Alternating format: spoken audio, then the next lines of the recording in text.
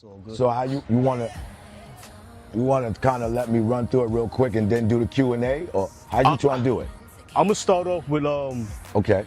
with asking you about your upbringing and who are you Okay. before we knew you as the voice of Harlem. Okay. Don J did it. Don't you forget it. Don J did it. As you can see, we're kind of in this gentleman's backyard. You can see the projects behind us. You can see the court benches that we are sitting on. You can see the legendary chair. This is exactly where the Voice of Harlem, as we know, AG used to host all of the games, and game season is definitely starting in about less than 3 weeks. Absolutely.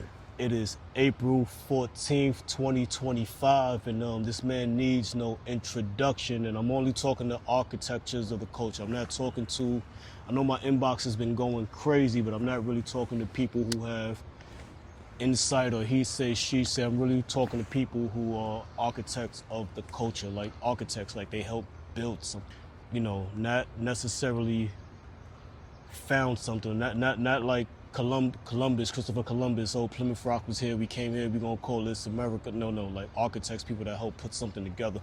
And we're coming off of the conversation with Webstar. He called me the other day and asked me to interview him because he had a lot of stuff to get off his chest because he was frustrated from what was going on the internet. And he just wanted to tell his story. And with that, everybody wants to tell their story, but only very few people are allowed to tell their story that I actually want to sit with or need to sit with. And I have a couple of questions. And, without further ado, we are here with AG, AKA the Voice of Harlem. Good morning. Voice of Harlem in the building. Kingdom. Yes. We here. What's up? We are in Kingdom, Foster Projects, Harlem. Harlem. Although this isn't Central Harlem, this is like this is like Central Harlem for a lot of people, a lot of culture. Before we get to like the climax, I want people to know who is AG before we knew AG. Who was AG the Voice of Harlem before we knew AG the Voice of Harlem on this court? Like Okay. who are you? AG, before the Voice of Harlem, AG from Wagner, pillar in my community, always did a lot of community outreach. Before all that, I used to work with, I used to oversee the summer program, the winter program for the teams. Then I started working for a company named Scan, which I started running a program, which was a college-bound program called Reach for the Stars. Okay. It was a great program. That's how I met Crybaby when he was in high school. He was 16. It was a college-bound program. And Crybaby, one of the dancers. The original dancer, one of the most popular. He's probably the most popular in the world, Crybaby, while I was running that program. It was a guy named Lou Zuckman. He runs the SCAN program, which he connected with Border Ed, and they implemented, which was called a suspension site.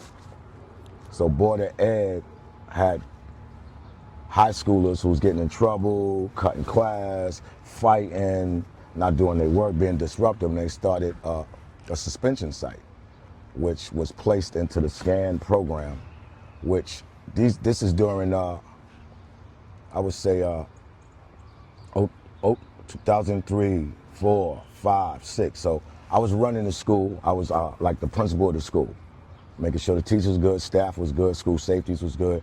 So during the era right before the Voice of Harlem boom took off, I was running the whole school, the suspension site.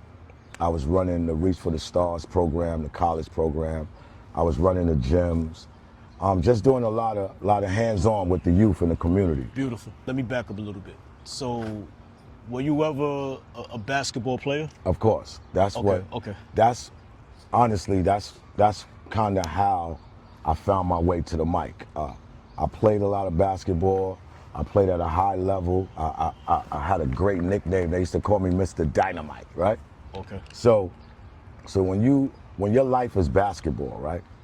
And then when you age out and you can't no longer do it the way you used to, right? And you get in your late 30s, I'm not gonna lie, most basketball players, they be lost. They have no life after basketball.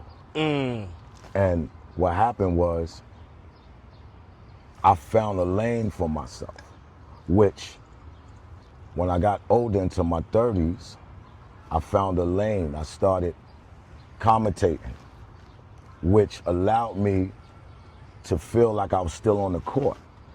It allowed me to, the same way I used to could do a move and make the whole park go crazy, now I could say something that they enjoy and make the park go crazy. I can entertain, I can educate, and I found the lane that made me still a part of basketball like I was still playing. Innovative. Yes. Wow. So you kind of took your moves from being physically to more like vocally. Yes, and mentally. It's the mental connection. You know, players believe in me. When I'm on the mic, if you ever watch me commentate, I could blindfold a player, and if he really believe in me, I could make him hit 10 in a row, blindfolded.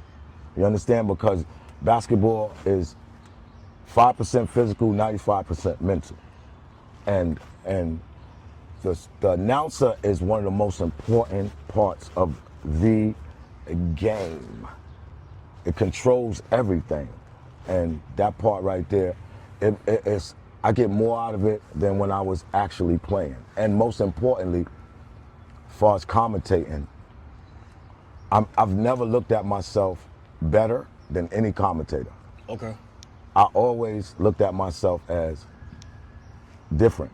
What I did was I watched every commentator and I said, I gotta be different. So what makes me different from any commentator almost in the world, the one thing is, most commentators call play-by-play.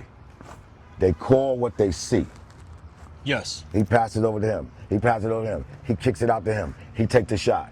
So what I did was I learned to master, I'm going to be the play.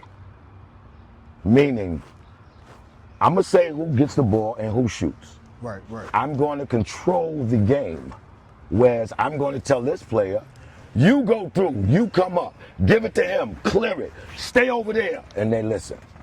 Wow. It got to a point where the magnitude of it was, one year I went to Mousy from Mousy Tri-State on 145th Street was doing his championship game. Okay. He called me to do the game. It was a $20,000 game. Both coaches, when they seen I was getting the mic, they told Mousy they didn't want me to do the game. Mousy said, why wouldn't you want Voice of Harlem? They said, because our players don't listen to us. They listen to him. Wow. Influence. Your players are 30 years old. So that's when I knew, you know, you become one with the players, the fans, and it's the best feeling in the world, man. So at this point, they're like, the game is rigged. Almost. The thing about it is, I'm always fair, so it's rigged both ways, evenly. Okay. I'm never one-sided with nobody. And at the end of the day, one person has to win. One team has to win. Absolutely. And I don't care who wins. Right. Somebody has to win. I don't care who wins. So in a sense, did you look at other commentators before, whether it was like NBA or maybe even at Rucker, and was like, you know what, I like what they're doing. Yeah. Explain that. Yeah, see, with me, I'm true to the game. I did my homework, and I'm affiliated. First of all, my mentor I've been under since 7 years old is Bob McCullough. Wow. Bob McCullough is my mentor since I was 7. Okay, Bob McCullough is the commissioner of Rucker Basketball. Rucker Basketball is the first unlimited tournament in the world. Remember, before Rucker, there's no unlimited basketball. So after the age of 18 and you finish high school, you just get a job. There was no unlimited basketball. Okay, Home Court Rucker only did up until high school. When Bob McCullough was working for Home Court Rucker, when Home Court Rucker passed away, Bob extended it and said, hey man, these guys are 19, 20, they really good, they ain't got no. So I'm gonna start something for people over 18. So Nice. I say that to say this, being under him, he has the first tournament, he has the first commentator, which he educated me on, and his name was Rodan in the 60s. I never got to see him, I saw pictures of him. Okay. So from then, from knowing the foundation, the first one, and me being around basketball and a part of the EBC Entertainers with, rest in peace, Greg Marius and Gusto. I was there in the beginning in the 80s, 85, 86, when my brother was playing in the tournament and I'm watching Duke Tango and Al Cash.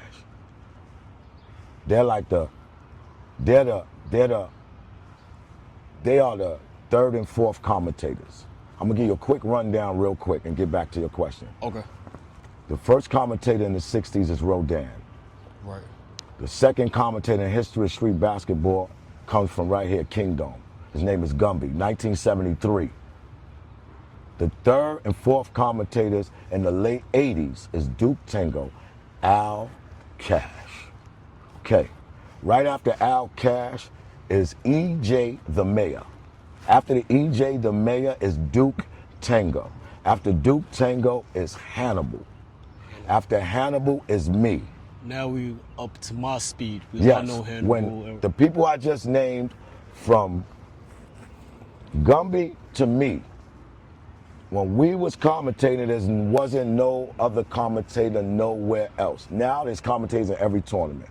When me and those people were commentating, from Gumby to me, there was no other commentators nowhere, only us. And wow. Everybody now, New York City and every other state that's commentating, springs from us. Wow. Because you had a different kind of flavor and aesthetic. And we was being ourselves. I could imagine. Because now it's a blueprint. Everybody wants to follow one of us. Everybody is not being original. With us, we didn't even really know each other. We was getting on the mic being ourselves. The best commentator is showing your character and your personality on the mic. That makes you unique. If you get on the mic right now, if you grab the mic at Kingdom and you say, get the Lite Feet going, they're gonna look at you like you crazy. If you go to Dykeman and somebody shoot a jump shot and you say, give me 3, ching ching, they're gonna run you out the park. Because they're not. That's Dave Ching Ching. That's Voice of Harlem stuff. Right. You understand? So everyone's following, and after Dave Ching Ching is like the last original person for me. Okay. He comes years after us though. Right. But I deal with him. Right after me is Joe Pope. And you know you got to give props where credit is due. No question. Even if they don't give the credit where it's due, you already earned it and it's worked for. So somebody. A lot of commentators doing a great job. Mike Lowry doing his thing. Right. You know, these dudes is doing it for the love, and they're not looking for followings and social media, and they doing it for love, you know? Nice. So, all right, so we're setting the stage, we're setting the story for the people who wasn't here and who wasn't here for these beautiful moments. Now let's segue into, and I guess it's a cultural thing, but let's segue into the music aspect of the games. Okay. Let's say we're in summer 2000 and... Let's start with how it came into that. Yeah. Let's start with when I created Lite Feet, which plays a role in that, right? So Lite Feet is a dance movement for people who don't know. Or better yet, I mean, I'm from the culture, I'm here, but even, I'm not a dancer, by trade, I'm a photographer. Bow. But I've seen all of this, so Lite Feet is not just a dance, it's kind of like a movement. It's a culture. It's a way of life. Subculture. It's a way of life. Beautiful. So Lite Feet is the way of life. And how did you create that? Back in '98, I was doing a tournament in Wagner Projects called The League with my man Reddy Rock. It was a great tournament because we had all the labels. We had Jay-Z, Dame Dash in them. We had Cam in them. We had Rough Riders, D.Y., everybody. We had all the players. It was a great tournament. It was in Wagner Projects. So one night, me and my man Reddy Rock was out, and we was in this little spot. It was a Latino spot. They had $2 shots. Okay. Henny. Where you gonna get Henny for $2? You ain't going nowhere. So we used to go there. And one night it was this dude in there. He looked like he was about 90 years old, a little Spanish dude. He had on a white suit, white hat, white shoes. And he was dancing with a young, sweet, little tender, looking like Maria from West Side Story. Okay. Sweet. I do sweets. So I'm looking at him. So his body is moving like yeah, baby. Kingdom, we here. This is Kingdom style. Camera one time. Kingdom style. He runs the table. Love. Yo, much love. Love you more. So his upper body was going. I mean, slow. His upper body was slow, and then his feet was moving like Fred Flintstone pushing the car. So my God, his Lite Feet. So me and my man, I already was commentating, so I already used to do the wick and all that. That was my thing. I've been doing that wick. So I started Lite Feet in the spot. We're the only ones in there speak English. Lite Feet, and he was going. Boom. So from then, he just was feeling free, and then from there, that was like the beginning of it. Now everywhere I go, I just started, while I'm doing the games, they'll drop a beat on, because I was the commentator there and the commissioner, so they'll drop a beat on. Right. So I start what I naturally do. Come on. You know, that's my natural. And people would just, go up to them, and you know, I'm like, I jump in their soul like the Holy Ghost. You dig? People feel my voice and everything. I don't even need music, you understand? So. Hence, no music? No music. That was born here too. So, once I seen people love to dance to my voice anywhere, and I seen I was capable of making people because everyone dances. Everyone ain't good. Right. But everyone likes to dance. Everyone cannot go in the studio, R&B, and make a hit song. But everyone sings in the shower. Yeah. And they think they sound good. So Lite Feet was a way for me when I seen people that couldn't do the so-called quote end dance, but they could do whatever they do and feel good about it. Even if it was just, it wasn't about style. So I said, no, this Lite Feet isn't about a dance style. Lite Feet is about doing whatever you feeling light and feeling good about doing it. Whatever you doing. If you have great dance talent, or you just like to dance and you might not have no talent at all that someone see, but you love doing it. And everyone digested that. Wow. And people who wouldn't dance nowhere else had a reason now to dance and know that people are not going to judge you for not doing the end dance and acknowledge you for following the light and doing what you feel. You understand? So Lite Feet is about being light, expressing yourself. And that's why I have 1 million dancers now across the continent. Okay, millions, because no one does the same thing. Everyone, if you look at Lite Feet dancers, you have 500 dancers dancing and nobody is doing nothing similar. Wow. See what I'm saying? So I implemented that into the commentating, right? And when I implemented that into the commentating, I did a couple of years there, and then in 2001, I was hosting the games for the pros and the Pelham Fritz Pro League. And a guy from this project's named Ed Davis, the Sundance Kid, he's a Rucker legend, had told the commissioner of Kingdom, Honcho, look, it's a guy over here, he's the best that ever did it on the mic. Wow. Honcho came over, seen what I did, made me an offer. Look, I was doing tournaments, but not the big summer tournaments. He made me an offer to come out here. I came out here. History was made. When I came out here, let me tell you something.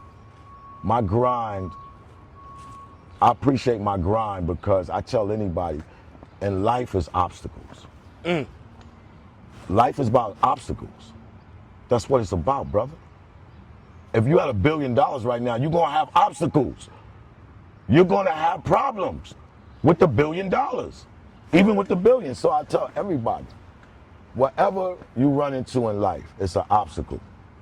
Right. You hurdle over it and keep going and go on. You headed to the next obstacle. That's what it is. So my first day here at Kingdom, I got booed. Get out of town. I didn't touch the mic yet. What were they booing you for? The commentator that was on the mic here, Booby Smooth, lived here. Okay. He didn't like the idea, he didn't know me, of another commentator coming here. So he already told the crowd, yo, I got somebody coming. So he lived there all his life. So check it. Before I touched the mic, they was booing me. I didn't even touch them, they never seen me find it. Right? Okay. I knew who I was. At the time, I'm running the school. I'm Lite Feet. I'm feeling good, you know? Right. I blocked it out. I started my thing. Mike, Kingdom, I'm going into my thing. 2 days later, the same group of people was apologizing to me. They're my best friends right now. And they told me, they said, I wasn't in Voice Harlem yet. They said, AG, you know, it wasn't personal. Yo, man, we love you. Yo, man, we ain't never seen nothing like you. But, you know, that's our man. Right. We ain't want. And history was made, man. And from that, I was able to build a culture. Amazing. So it seems like you have not an identity crisis, but you keep on reinventing yourself in different ways. So now you're a pillar at the school, number one, so you're already connected to the youth. You have a love for basketball, number two, so you already got that insight. Number three, you you come here and talk your talk, and you influence how people play, how the crowd reacts. You just kind of you kind of dictate the way things go, and you a curator of the culture in a sense. And then number four, with the dancing, the Lite Feet aspect of it. So now we're getting up, I guess, to how, you know, and I'm asking you this because I don't know, but Chicken Noodle Soup is the first record you've been on? No, I had recorded 2 records before that. Okay. How it went was, once I got to Kingdom, 2001, 2002, I'm building here. Lite Feet, I got just everybody involved. Get the Lite Feet going, get the light to light. You know, 2001, 2, 3, the Lite Feet going, get the light to light.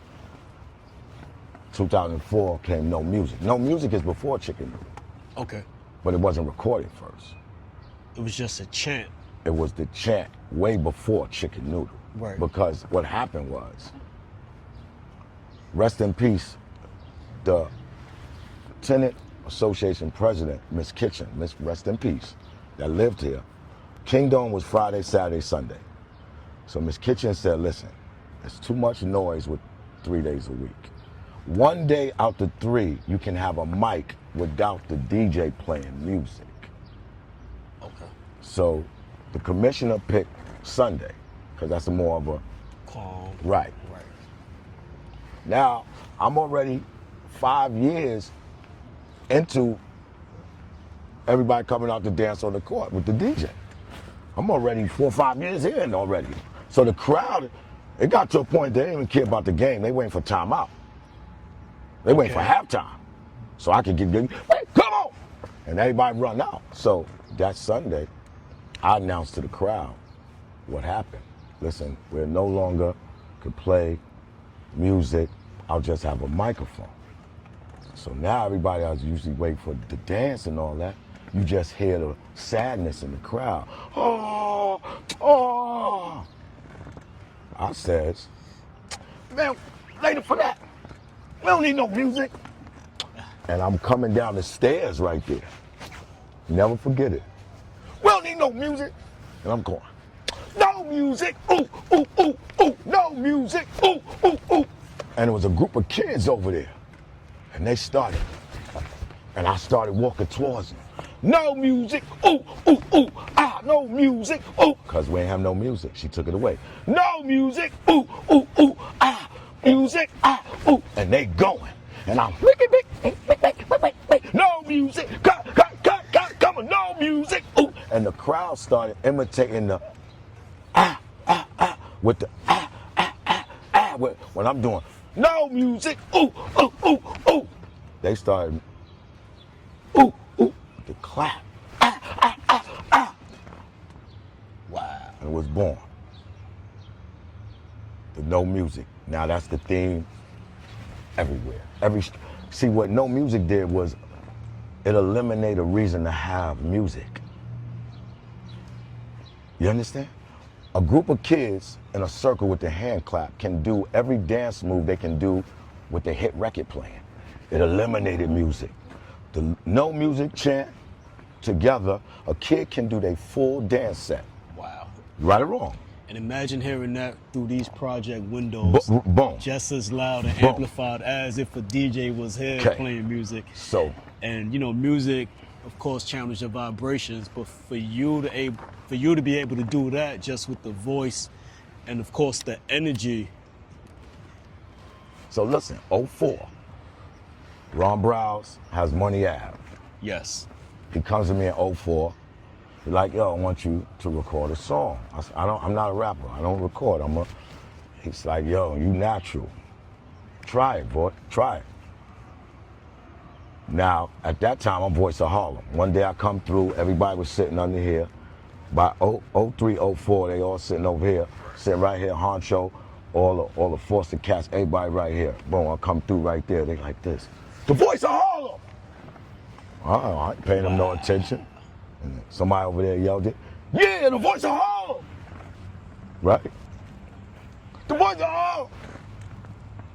Now I'm coming, Voice of Harlem! Then one night I'm leaving, a group of kids ran up on me, 10, 11 years old. They just wanted to shake my hand, what's up, Voice of Harlem? I said, no, that right there, they just want to shake my hand. What's up, Voice of Harlem? Now I'm coming, everybody just calling me that. The Voice of Harlem. So, 04, Ron Brown says, yo, I want you to try it. I said, all right, try it. So I went to the studio, 04, me, him, and T-Rex. Okay. We did 2 records. The Kingdom Anthem, and get the Lite Feet going. First Lite Feet song is Ron Browse. 04. Okay. But it was simple songs, ain't go nowhere. Fast forward. I'm doing my thing here. I got the Lite Feet shit going. You already know what it is. I'm here, Dame Dash, Rockefeller. It's crazy. Right. You know, it's crazy. I'm on TV, I got the specials. I'm doing Kingdom. I'm doing Dame Dash Films, Dame Dash Productions. I'm dealing with Beth Malalo from VH1. I'm doing everything. I'm getting money, right? My culture is crazy. It's the highlight. Now they did a count on one time. It was 8,000 people here. They had clickers going around. They had people with clickers. One person, 200, 100, clickers. 300, 1,000 people. Clickers. Click. So now, wow. I'm naming people. I named Crybaby, Mr. YouTube. I'm naming people. So then I'm like, oh, I gotta start a dance group. I'm the Jedi Master. I'm Yoda. I'm gonna start a team Lite Feet. So then I brought in Team Lite Feet, right? Crybaby, Mr. YouTube, Day Day, Nene, Bree Beauty, Jacquay from Love and Hip Hop. His name was Crazy Legs then. He's my dancer. Right. And we went to high school. Tiana Taylor. So they're all under me. Wow. Matt. They original Light. I made a team Lite Feet. Tiana Taylor had everybody else had their little, brought them in. She was doing Team Nerds. There's a little group ride basketballs. Ride skateboards. My man, he had his little red carpet. So I started, the original Team Lite Feet was branch. Every dance team came from Team Lite Feet. So what happened then was the music, now dancers is dancing everywhere. So By 2006, I'm at a game in Manhattan Center. I'm at the All-Star game. Camera on, everybody playing. A guy named Niso. DJ Webstar wanted to meet. He wanted to talk to me. So he knew I knew Niso. He sent Niso. From the east side. From the east side. Yes. I'm from the east. So Niso, yo, this dude want to meet you. Voice, he really want to talk to you. I said, bring him over. You know what I'm saying? He bring Web over. He introduced himself. Yo, my name Webstar. Okay, I'm the DJ at the Skate Key. Yo, you got this Lite Feet. You got everybody dancing. You got this whole movement. You got, you know what I'm saying? He like, yo, listen, man. I want to team up with you. I'm saying, what you mean? He said, you got all the kids all summer, and I got them in the winter at the Skate Key. He said, if we get together, you could be the host. So in the winter, you got them all winter too. Cause he seen what I had. I had every kid. I'm the Pied Piper. I said, all right, cool. So I said, yeah, and we can make money. I said, cool. So he said, yo, let's do a big team party. Right? Let's do a big team party in Cherry Lounge.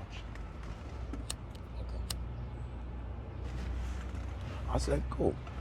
So I want to introduce you to my artist. Her name is Young B. He introduced me, Young B. Okay. So he said, yo, listen, I got an idea. Like, we should make a dance track for our party. But I don't, ain't no music artist, but I you know, all right, I'm with it. Yeah, so he got the beat. Which the first song was Tone Wop. Okay. Tone Wop was made to play at our team party. We go to the studio. Young B do her verse. G Dot do his verse. And then I go in one time from front to back, pause. If people want to know, I go in, y'all go in there and do what y'all gonna do. Y'all finished? After they finish and they got nothing else to do, I go press record. One shot. I can't double because I don't know what I'm gonna say. Right. So every time I go in, it's something different. So you gotta record it the first time or the second time. It's gonna be whatever recording you want, but it's never gonna be the same because I go off the top. I don't know what I'm gonna say. Right. I don't, and they know that. You better record it. I could do it 1,000,000 times, but never the same. Right. And now that they got their lyrics down packed, you are gonna I just go off from of that. It's the final lyrics. Let me go in. I go in and do the Voice of Harlem thing. Intro, my part, in between theirs, right. Pause, hook, outro, me, boom. We record the song. We go to the team party. The song take off. It's a hit. They loving it. The Tone Wop. The Tone Wop. Everybody going crazy. We put it on MySpace, they going crazy. Wow. Okay? Now, we're like, okay, we just did something. Now, let's try it again. All right, let's go. All right, we'll do something. Y'all let me know, whatever. At the time, I'm a single parent. My son 3 years old. Okay. I had my son since he was 3 days old. At the time, he was three years old. And I'm a single parent. My mom's just passed away. Okay. Now, I'm in the park. See, they don't tell that part. Well, no, I ain't nobody tell it. They talk about the chicken noodle, how I was born, when everything. So I'm in the park. With my son playing. Webstar called me and said, yo, what's up? I need you real quick. Come get on this song. I said, I'm in the park with my son, man. He like, yo, it's very important, please. But only reason I did it was he was 2 blocks away from where I was at. Okay, so it was more convenient. Yeah, I said, okay. I'm going there with my son. Young B already had recorded, okay? Chicken Noodle Soup. Her uncle made the beat. Young B came up with the hook, and she came up with her verse, right? I go in there. I go in the booth to Young B records. She do a whole shit. Ain't nothing left for her to do. I'm just 4 2-bar verses on a song that's 8 minutes 7 seconds. Chicken Noodle Soup is 8 minutes 7 seconds. So how much vocals do I have on there? A lot. Okay, more than everybody. Okay, so she records. I couldn't leave my son outside the booth because he was crying with them. I'll tell you how historical Chicken Noodle is. I had to take my son in the booth, 3 years old, between my legs, pause, when I recorded Chicken Noodle Soup. 1 take. Wow. 1 take. And I left. No double, no nothing, no ad-libs, no nothing. Chicken Noodle Soup was signed. 1 take. Amazing. Okay. So Chicken Noodle is born. Chicken Noodle is born, which now starts the dark side of the music world. The dark side, the stuff you see on Unsung and the stuff you hear about, the stuff you don't think can happen because you think, you listen, brother, you never know people until money is involved. Okay. Characters change. Now, here we go. Now, first of all, the song takes off. Right. So it's me, Young B, and Web. Now, the whole plan is, okay, if this song gets signed, we split the song equal, we sign as a group, we're gonna rock out. We pushed first, before that, the song only got big once we got it, I brought it to Kingdom. Remember, I'm controlling Kingdom.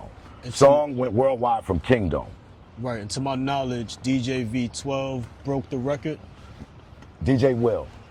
So DJ Will broke the record here. Yes, because he's the main name. V12 got the record to DJ Enough, right, who played it on Hot 97. Right, but it was out. Once Will Pop went on fire, he was in that circle anyway. Okay. He was in the circle. So right. It was going up. He was already. But I brought it here. And at the time, I'm the king. I remember Young B, all she wanted was, all she kept asking me, can you sit me in the front in Kingdom? That's all she wanted. Can you sit me? Yeah, come on. We Dame everybody here. So now, this is when everything you think couldn't happen starts happening, right? The song takes off. We all agree, all right, we're gonna do a group deal, we're gonna split this song. Yeah. So you're just, at this time, you guys are just premeditating, like, yo, if labels come to us, or if we shop this, or this is big, this is the plan. That's what they pitching to me. Okay. Because remember, I don't care about this.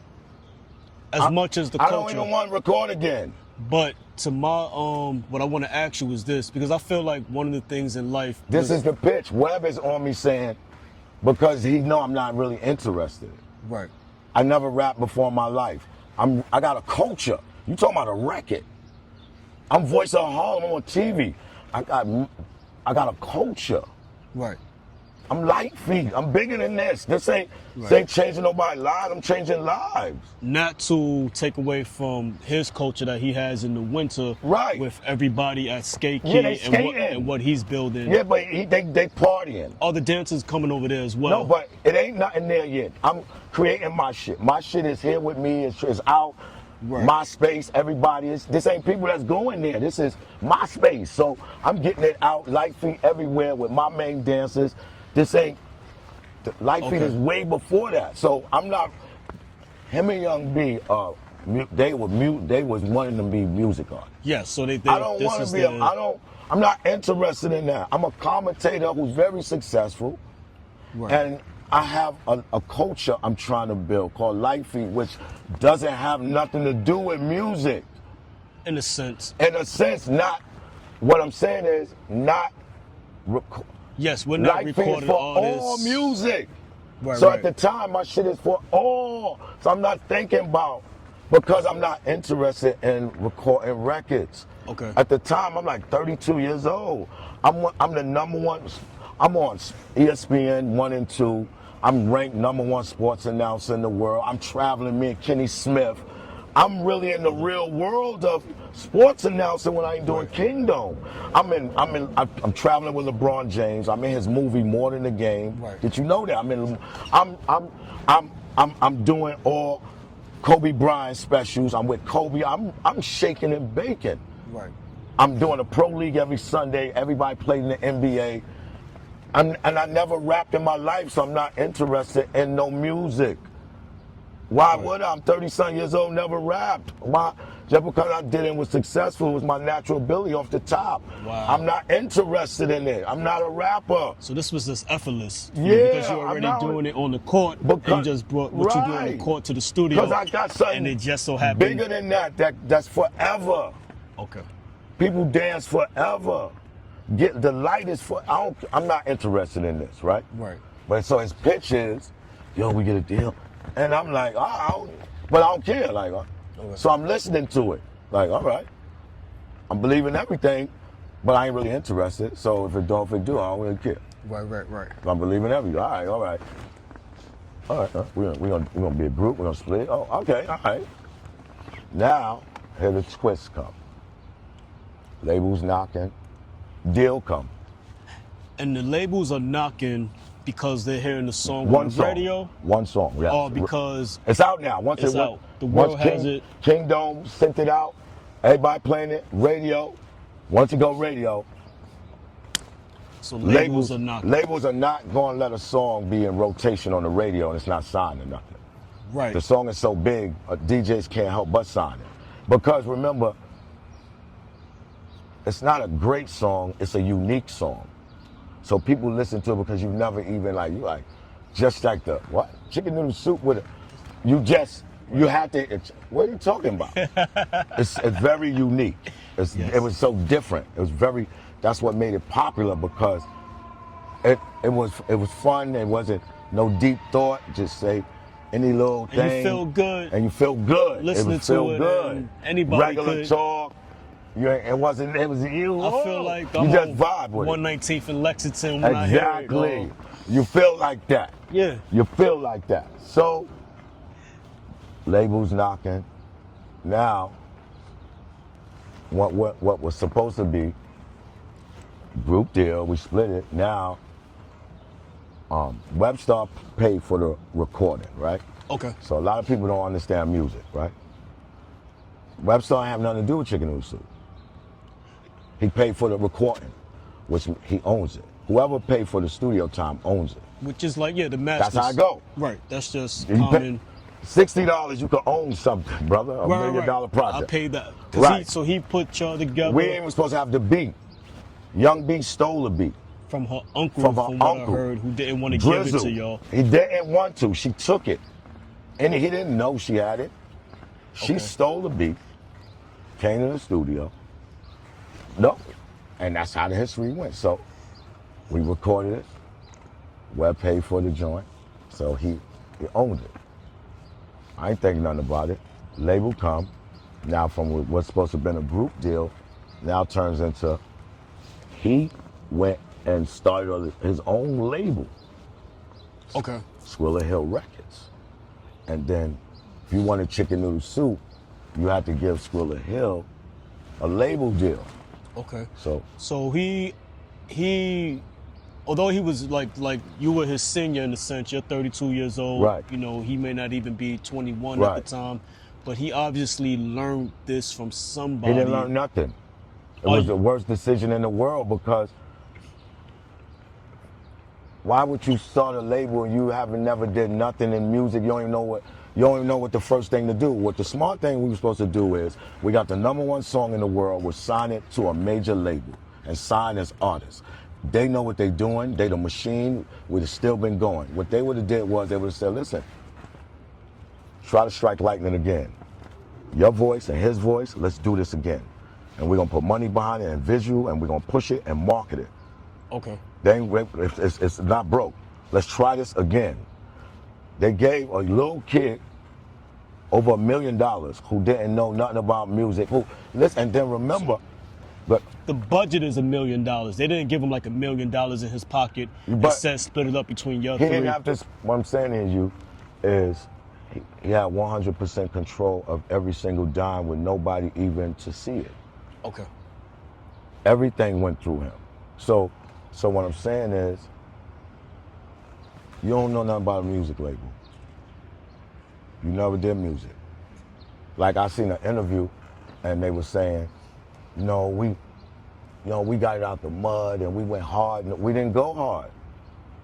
What artist in the world goes in the studio for the first time ever, does 2 songs and both songs get signed? That's not grind. Grind is Nick Bucks, Dave East. Keep putting stuff out there, keep doing it till they get the worldwide joint.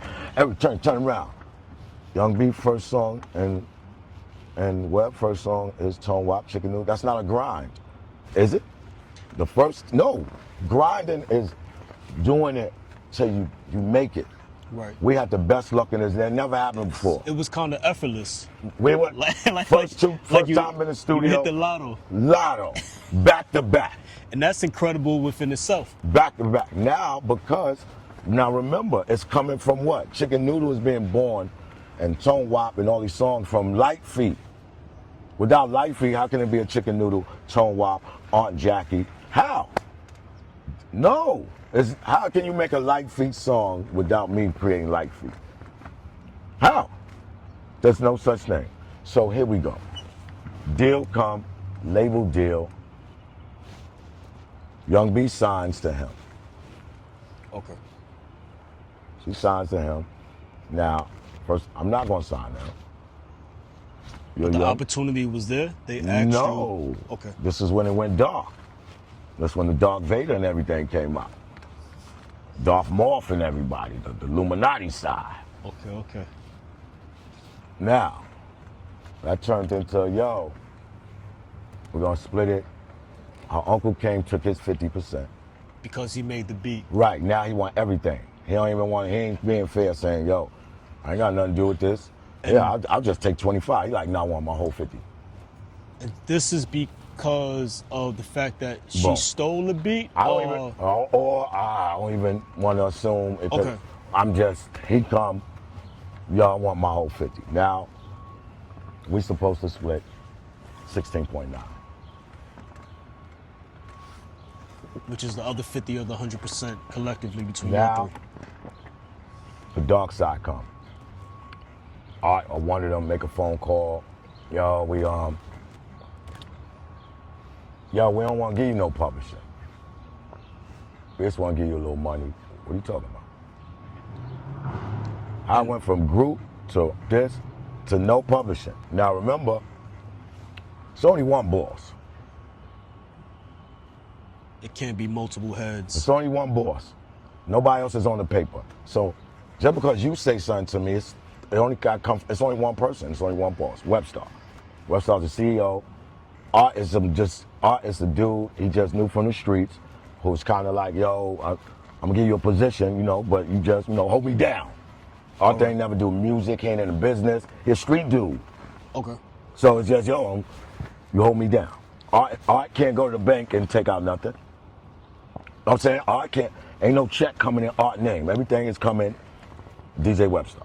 He controls everything. So now I get the call saying you don't want to give me publishing. Art can't tell me that. Young B can't tell me that. She's 15 years old. Only one person can say that, even though you might be saying it for him. You just a regular person. So what?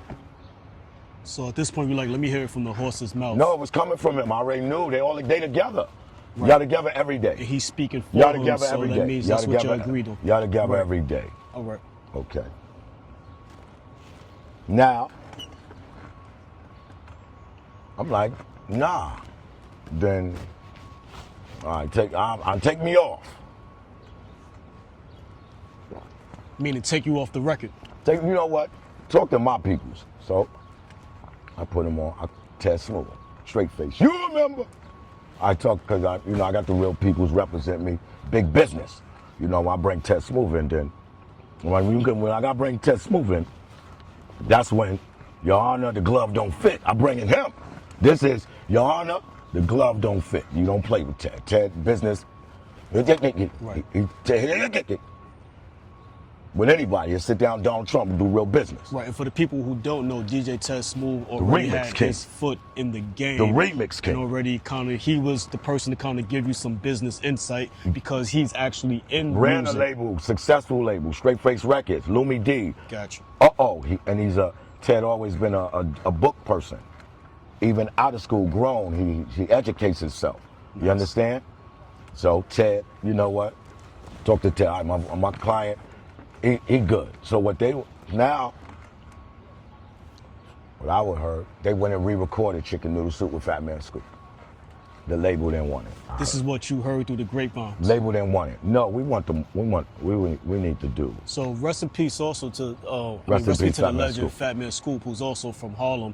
So there may be a Chicken Noodle Soup version out there with his voice That's on the word we got, but the label didn't want that.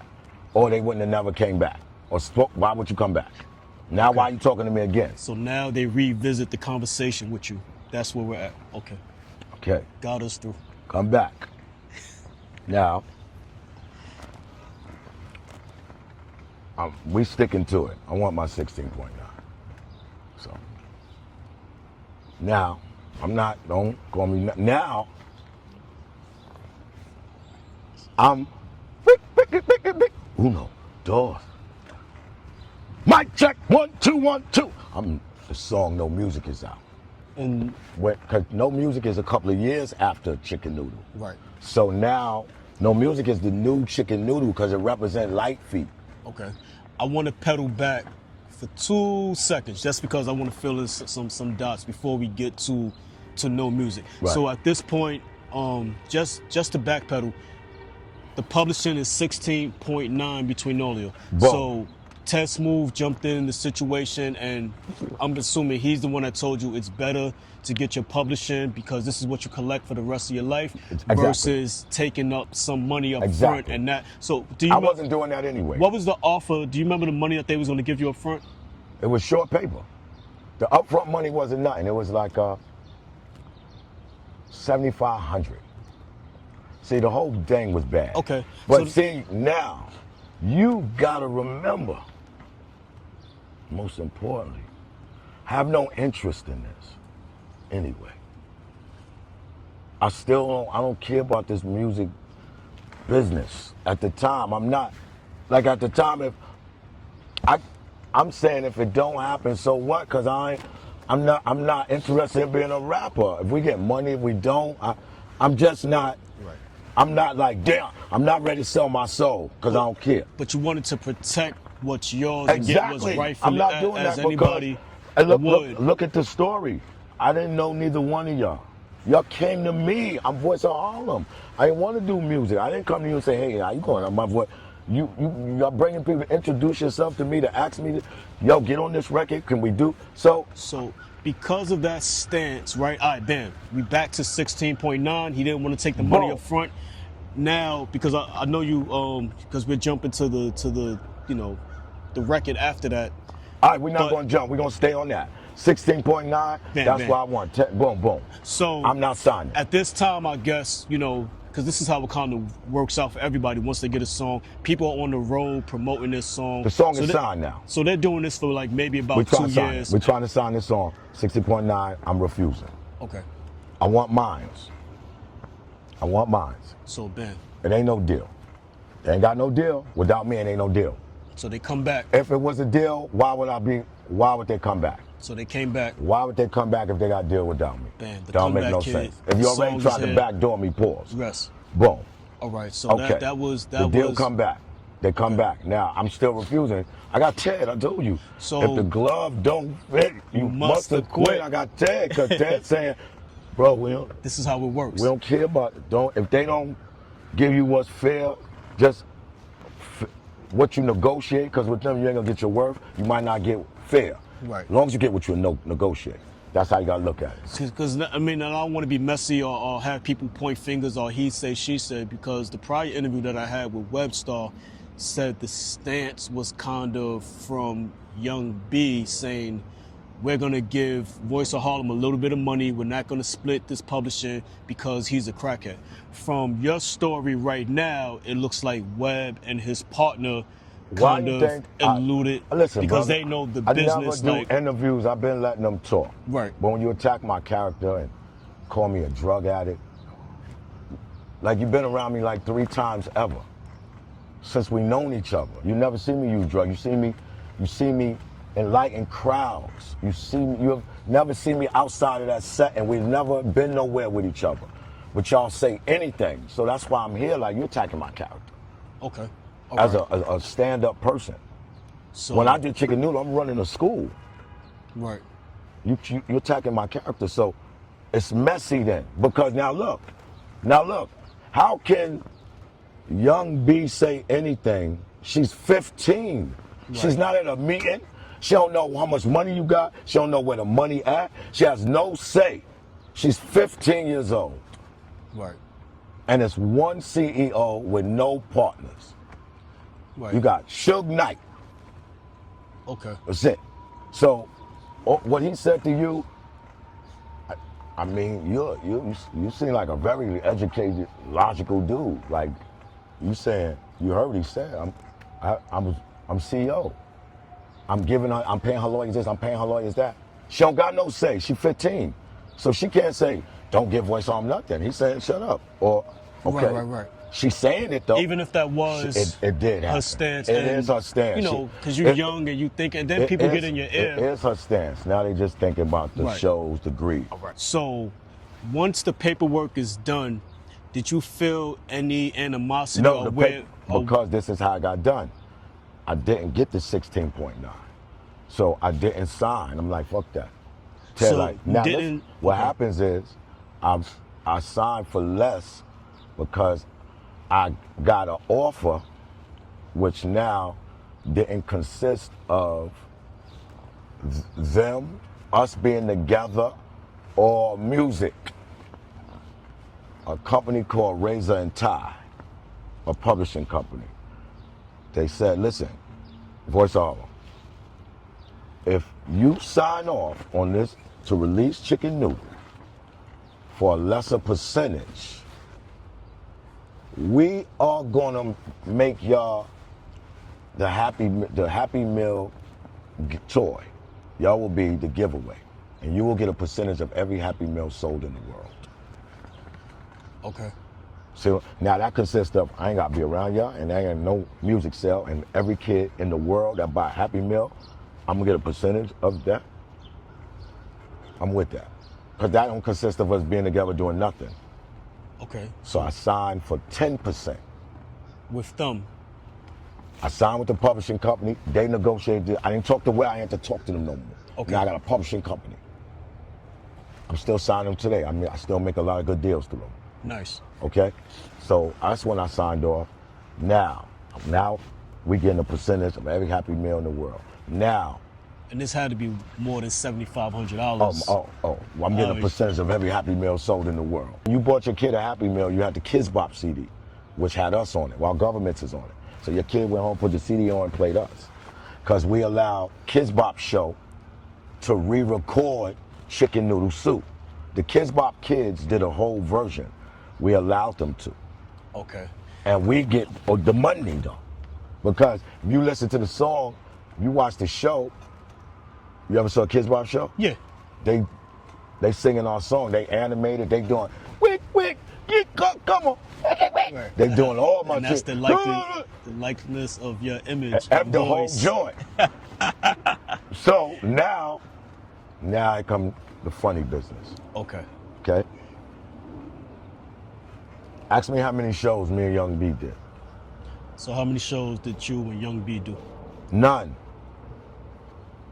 Webstar and you? None. You ever swapped out? No. 2 out of 3? Look, first show, side, label, they call me. Yo, we got a show. Now, the side, $1 million. You got the money in your bank. Voice, we got a show. How much I get for the show? Nah, I ain't no money. What are you talking about? We signed now. You got the $1 million and you don't do promo after the deal. You already got the $1 million and whatever amount, couple of $100,000 already in your account. Right. Why? Young B is signed to you. You already done broke off the big amount. Then she come back on her mother, they want more, they holding you hostage, but Young B was able to do certain things, you know, like, yo, all right, if you don't give me this, I'm not gonna show up. Now what he gonna do, because all he got is her, he don't got nothing to do with nothing. We just gave you, young man, you said you had her, now she ain't showing, and you don't do nothing. You don't have, whoa. So she able to like, you know what, give me another 50,000. And he like, come on, I can't do that. I'm not coming to the show. What are you gonna do? This is chess. Okay. So now, but she good with everything because I'm received 20 years, not one call saying, yo, we got a show. She got my number, I got her number. She was good with me not being there. And now they doing shows, 10, 15,000. Web on the stage. You yelling while my voice is going, and you and her splitting the money. Why are you a person that you don't even have nothing to do with the record? You're not even a producer. You don't even know where the beat came from. You don't even know what we was gonna say on it. Right. You on the stage. Why are you getting my share? That's my voice. You only say your name in the beginning. You doing every show. What producer, once he started acting, once he started running around and with Diddy and them, started acting like it. So, because you said that you got a call. I said. And you said you're not showing up. How much? Well, how much? It's a big show. We the biggest. We got the biggest song in the world. We've been doing arenas. And like, oh, there's nothing. Nah, do it free. No, I could have did it free before the deal. If we was trying to grind. We the most famous song in the world. We signed record deal. We on 106 in Palm. Our video. They calling us Ellen DeGenerate and this, and we get nominated for every award. For free? What do you mean free? Okay. Welcome. They did every show without me. I never one more call, ever. Then he goes on DJ Drama a couple of years ago, and she asks us, whatever happened to the Voice of Harlem?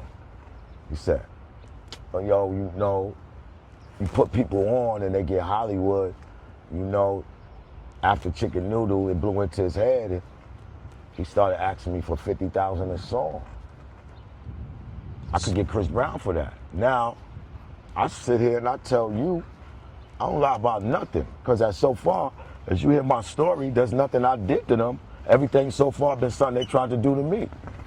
Now, the next song, he's saying, yo, let's do another song. I'm saying, I'll just give me a little 5,000.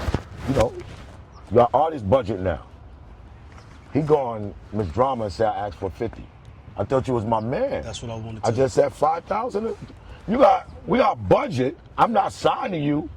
And we got a deal. I shouldn't be have to do nothing free no more. Cause y'all making mad money. I'm not part of the deal. Yo, I thought I'd try to be more than fair. 5,000, you got $1 million budget. I'm thinking we still all right at the time. I'm still like giving them the benefit of the doubt. That go left. So I'm like, what the hell? I can't even, now I don't really care. I'm Mr. No Music. I'm no music, baby. My joint is, it ain't kiddie-ish. So Chicken Noodle is the time and a place for it at times. My joint is now every club. I'm with Ted, we rolling, right? So bang, I was gonna put on the remix. She ain't show up. Glad that ain't work out. So bang, now I'm bending stretch. I got Diddy and Nori. I'm rolling, baby. You know what I'm saying? Now I do. How many versions of No Music is it? There's a couple, even though. Okay, do you know why? No, it's 2. But you know why? The original? My first version of No Music, during the hook, I said, Chicken Noodle Soup. They called me and said I owed them money because I said that one line in No Music. Me and Young B contract states we can use Chicken Noodle Soup for our own projects separately as well. That's in writing. But now, y'all just too dark. For me saying the word in my new hit record, y'all want money and publishing? What are you talking about? So, God don't like ugly. So it worked out better because that line, that was chicken noodle. You remember turned into, and I'll say it, and you lay it, crossover, spin, move, chop, shot, J. What's up? I had to go back in, erase that, me and Ted, do the new version, I'll say it. That's how deep they went with it. You know, when Cisco used the Listen, Mark man, Anthony line and everything they did had hidden agendas. It wasn't going, nothing was going to turn out right because they were starting it out. When you got hidden agendas and you don't want to do shit right, and you taking from your center, and everybody just, you're not worrying about actually making the project work. You're worrying about what you can get, and then you're willing to not treat humans like humans. So when you start that type of dark, but that's that world. I've been around it enough in the music world. You get around people and then they become like, you don't mean nothing as a human to them. Like, you understand what I'm saying? Like real dark. You live it. I lived it with them. Dark. Everything dark. What are you talking dark? Okay. You know? That part. So at that aspect, I'm doing no music. I'm flowing, me and Ted. I got the remix.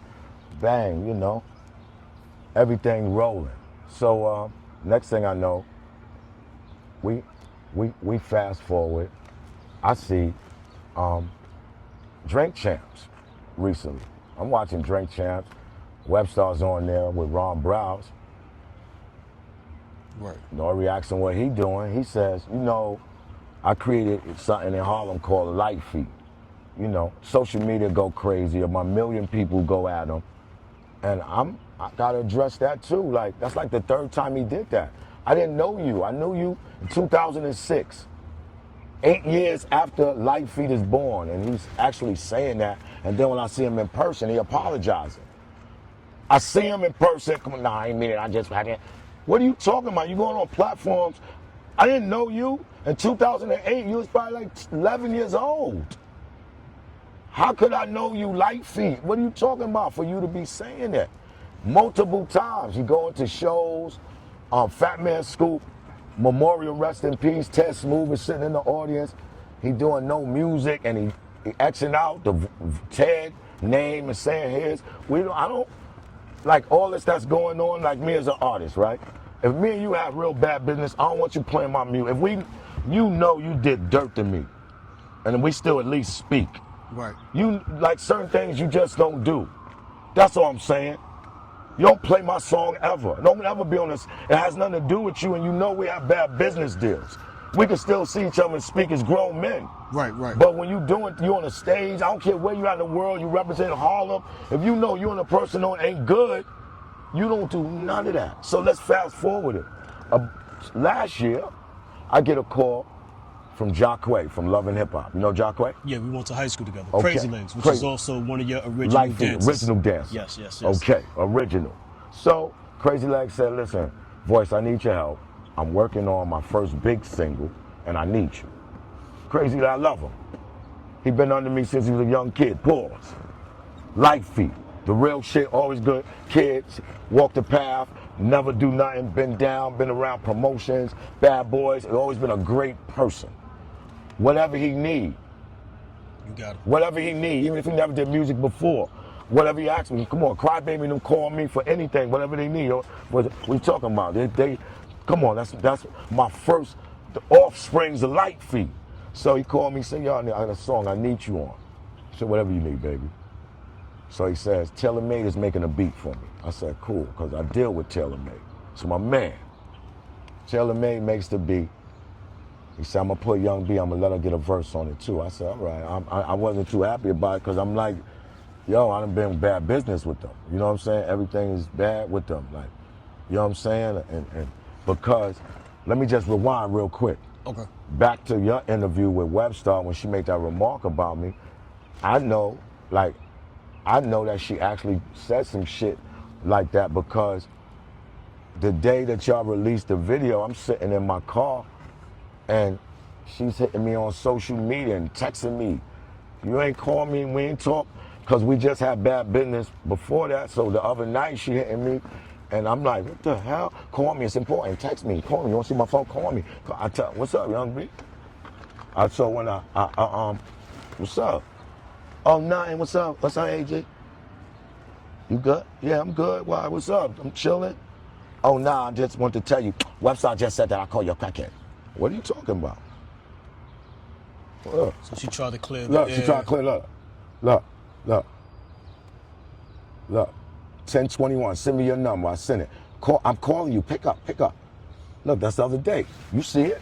Right. What do you call? I ain't telling. Our last words was terrible. You talk crazy. And this was in 2023. And 2023, we use your last words because I didn't. Now this right here is going to the story I'm telling you now. This what this text got something to do with. I got receipts. I don't make this up. I live this. Now what this got to do with is the Jacquay situation. Okay, we record the song, boom. So I'm saying, all right, this shit is hot. It's called Where the Music At. All right, we're gonna push this for a single deal. First thing go wrong, she like this. Let me register the song. Well, you just a feature on his song. It's his song and Taylor May own it. Why you register? No, we're not gonna do that. So me, Jacquay, and Taylor, we had talked already. I said, yo, I dealt with her, y'all ain't deal with her, y'all no business. We're gonna register the song, protect the song. They said, okay, so we send your numbers in, your IPI numbers. We send it in, register the song. Boom. Next thing I know, she said, I want to sign it to YouTube. YouTube? No, we're going to sign it's a single deal. What do you mean YouTube? Who does? So what happened was I get a call a couple of days later from YouTube. YouTube was doing a story on her called Chicken Noodle Soup Superstar, in which they needed me to sign off so that they could do it. And this was going to be the reason why she wanted to sign the song to YouTube. They're doing her movie. She ain't telling us that. And y'all not going to know that, but they can't do nothing without Chicken Noodle without contacting me, so they had to contact me for me to sign off. So now I'm telling Jacquay and them, this is why she wants to sign it to YouTube. They doing her little story called Chicken Noodle Soup Superstar, which was consistent. I could show you the whole contact between me and YouTube with the people, the contact. So what happened was, the story was, what was she doing? It was supposed to be showing her when she was little doing Chicken Noodle Soup, then showing her love and hip hop and the baddies, and then the baby, and then what are you doing now? What are you doing now would have been the song that we just did, Where the Music At. She's back. See? So now we don't agree to that. We're like, we're not signing that to that. So then she calls me and she says, AG, why we got to give Taylor Made publishing? I said, what? He made the beat, he owned it. So what? Why we just can't give him money? I said, Young B, I'm not. So what I do, I call Taylor Made and I call Jacquay. I said, listen, I told y'all, this is what's going on. I'm out.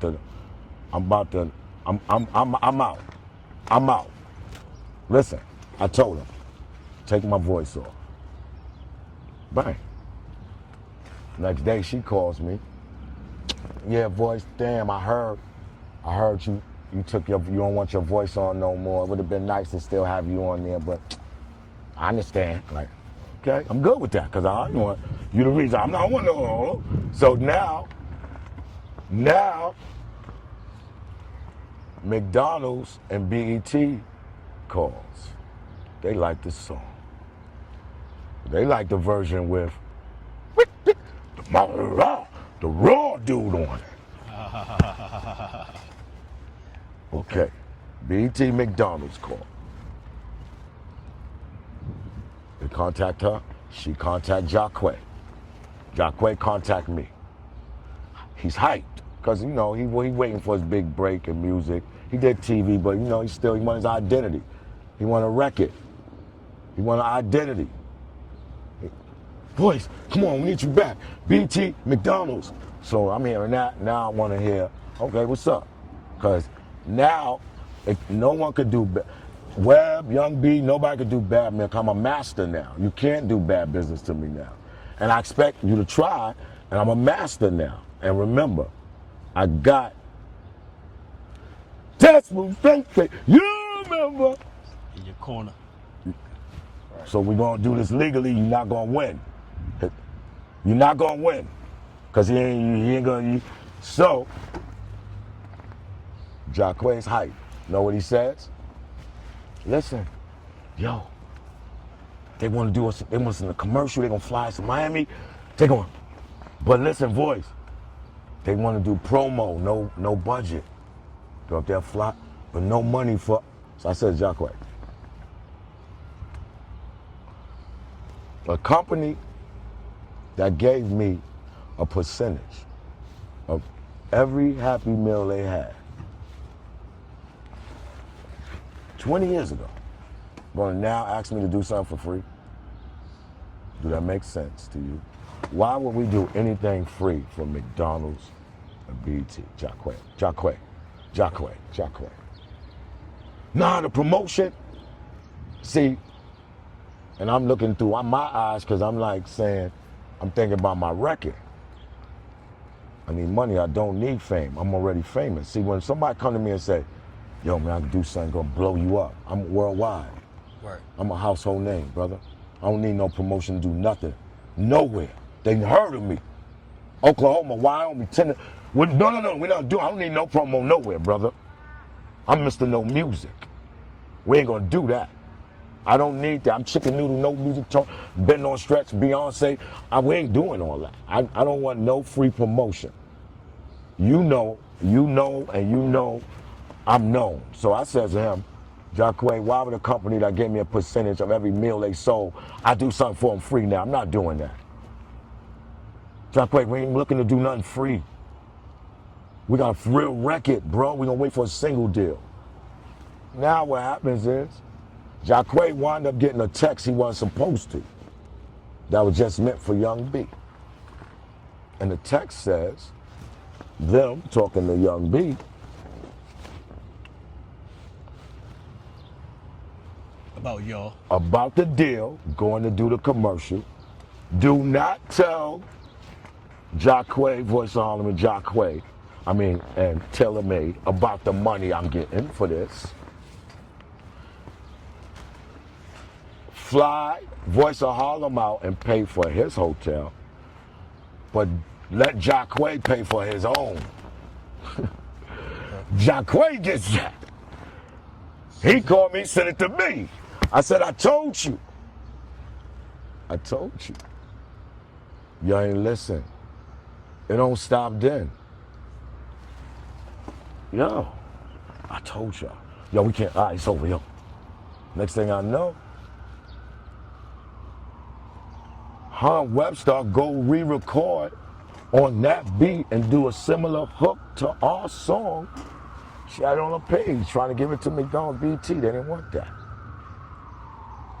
Next thing I know, we getting phone calls from people acting like they certain people for her, and we know it out.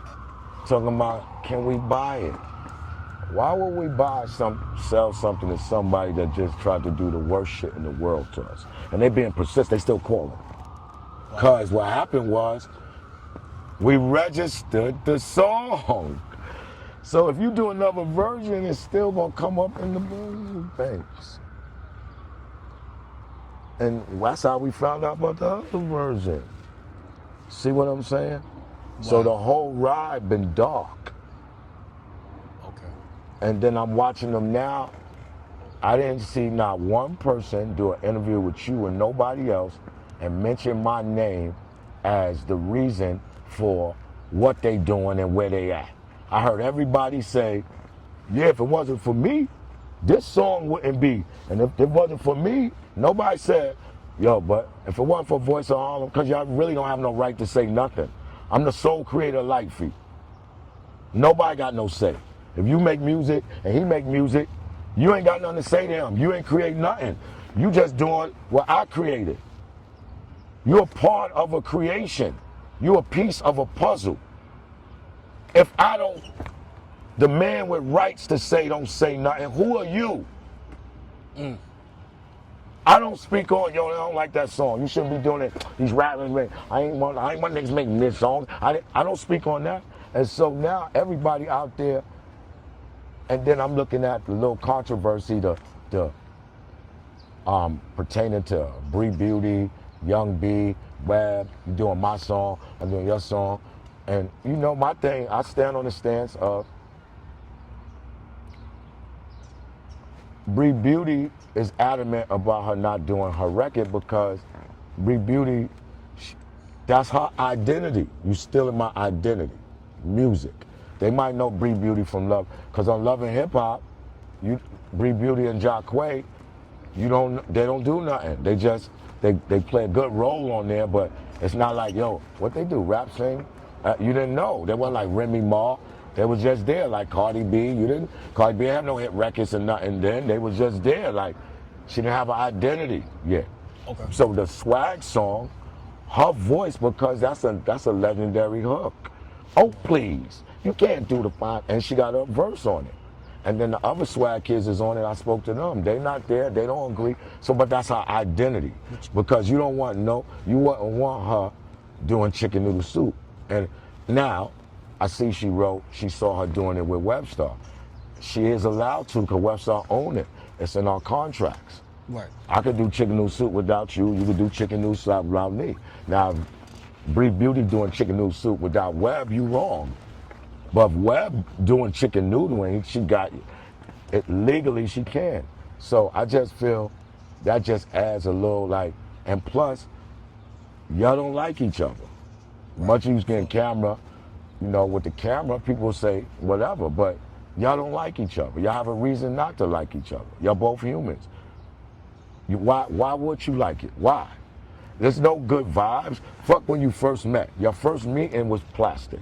Because if Young B, you feel, oh, Web done brought her from Team Lite Feet, she swag kids, to replace me, you don't like her. Why you gonna like somebody that you feel gonna replace you? Understood. Why would you like them? Hold on, you brought her here to X me out? And I only got one song. Okay. Only got one song. See what I'm saying? So the whole deal went crazy, like Young B said. The tape was a mixtape. A group of dudes from Harlem that was signed that wasn't really doing nothing. It's not gonna make it for us. Web, instead of pocketing the money and doing what he did, you should have, because you only got whatever money Web got for that label was only for that song. That one song got that. Right. Because you didn't have a follow-up. When we signed Chicken Noodle, you didn't even have one song. Besides that, recorded. They only cared about that. So I feel that money was mine and Young B.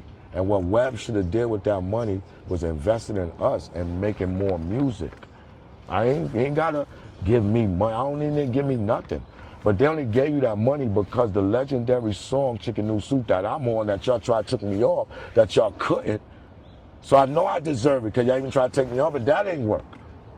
Y'all try to do it without me, and that ain't work. Makes a lot of sense. It makes sense. Like, they only cared about that. So that means that money was, they only cared about me and Young B. If we could do it again. Because at the end of the day, and it didn't happen. I'm the dude, they said, yo, he one song, he out of here. So, as of now, 2026, because you mentioned this earlier, as far as like, they didn't do what's right. And now you mentioned if we could do it again. In 2026, if they could do the right thing now, because now it's the 20th anniversary of the record, and if y'all could recreate history, what would that look like for you? It can't happen. Between them? It can't happen. Because I'm in a good place. I made sure, even through all the dark things that they did, I was in a good place and I had peace. Okay. You got peace, brother. I don't live for money. That's that dark side. I don't sell my soul. I don't do none of that. I'm not plastic.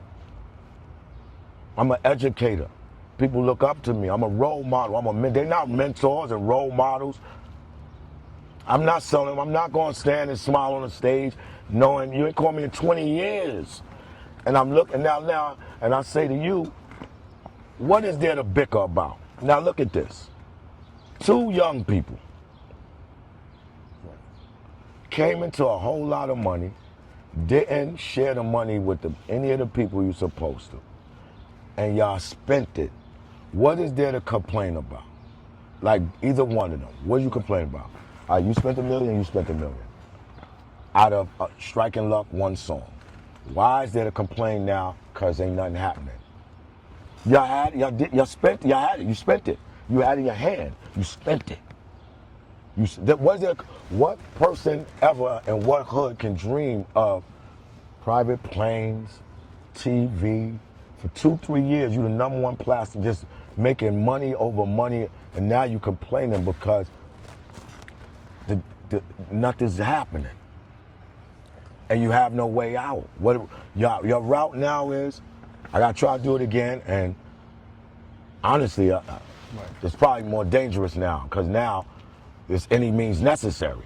And then I'll take this away so from ain't no 20th anniversary, nothing, because the intentions will be so hidden, dark. It'll just be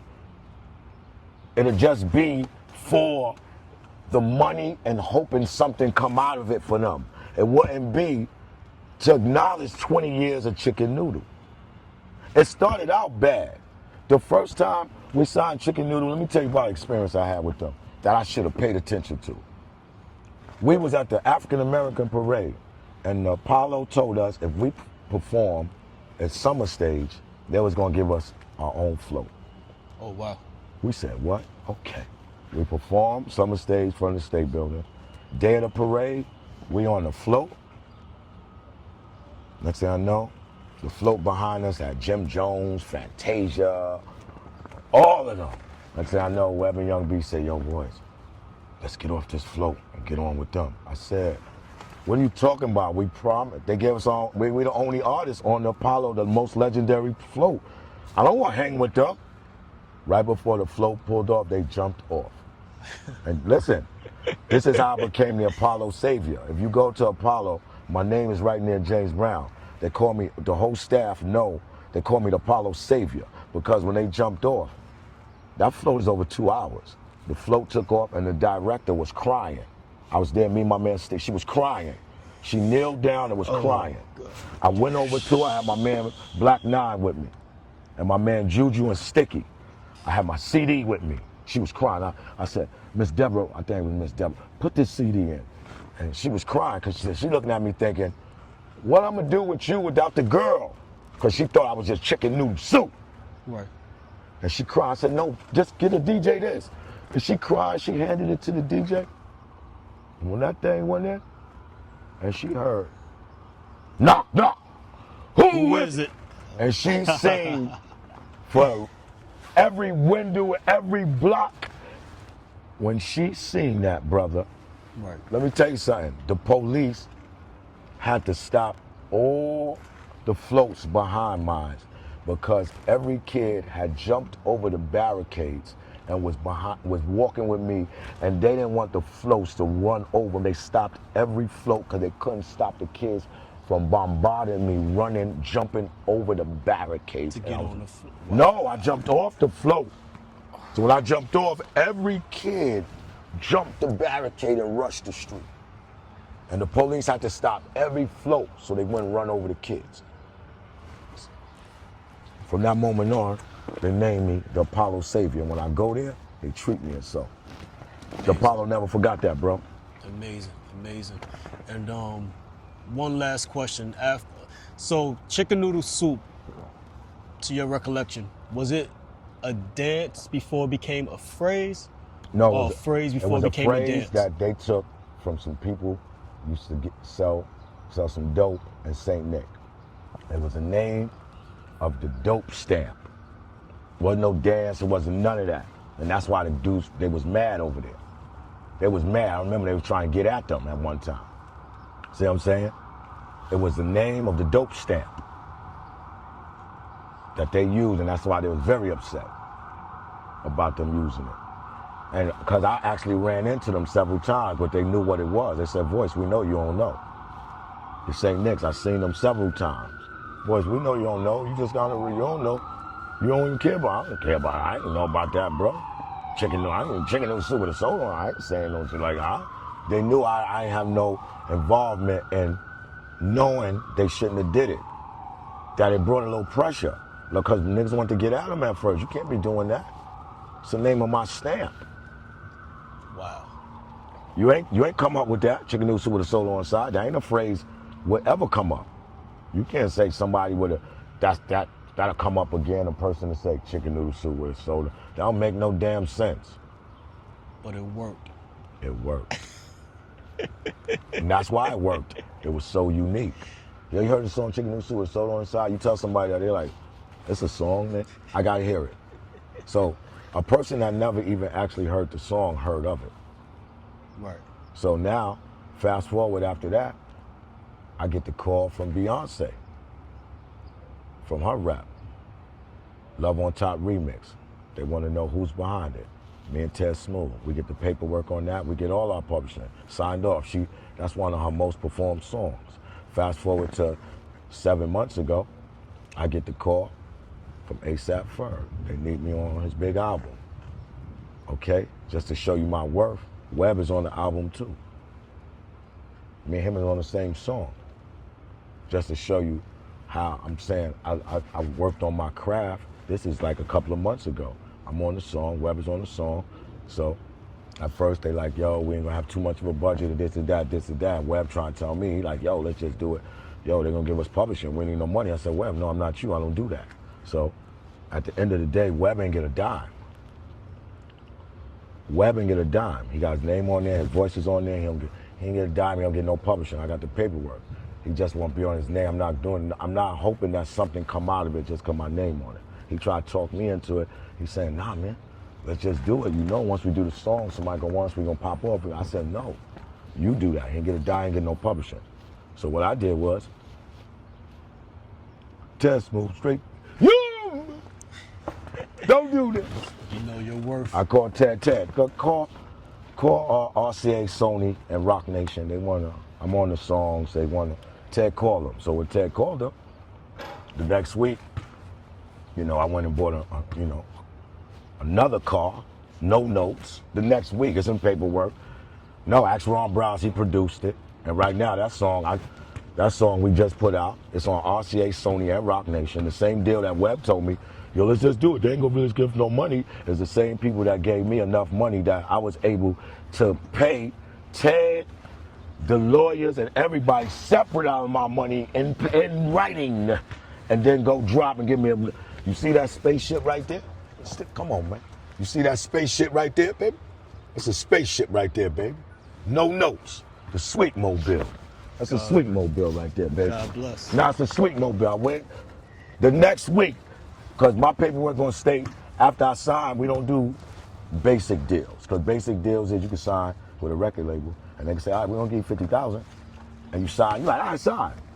You might get that 2 years later. That's how record labels do. They can send it out whenever, year, 2 years. You're gonna get it. No, when I do business, all right, a week after signing, my shit better be in my account. I want that writing. So I do business, Ted Smooth, straight face, you remember. So a week after I was going, drop, boom, no notes, brand new car, throwing money, Ted money was separate, lawyers money, and nothing came out of mine. On the same deal, Webb told me, let's do it for love, and he didn't get a dime. Because I worked on my craft, I knew my worth. When I told them, listen, man, this is what I'm worth. I take the song up. I'm just talking about my worth, brother. They say, Rock Nation, Sony, RCA said, he worth it. Give it to him, baby. Let's do it. That's it. Don, one, voice on, along with Don, Jay, Don, Jay, along with voice, Jay, Don, along with Voice of Harlem, Don Jay. Y'all heard, it's 3 sides to each story, so y'all heard the other 2 sides. Now you just heard the true side. Nothing personal, everything straight business, just clearing the air, letting everybody know. Lite Feet, you remember. Voice of Harlem, Don J. You heard it here, Kingdom, let's go. Beautiful. Wow. Don J did it, don't you forget it. It's history. Yeah.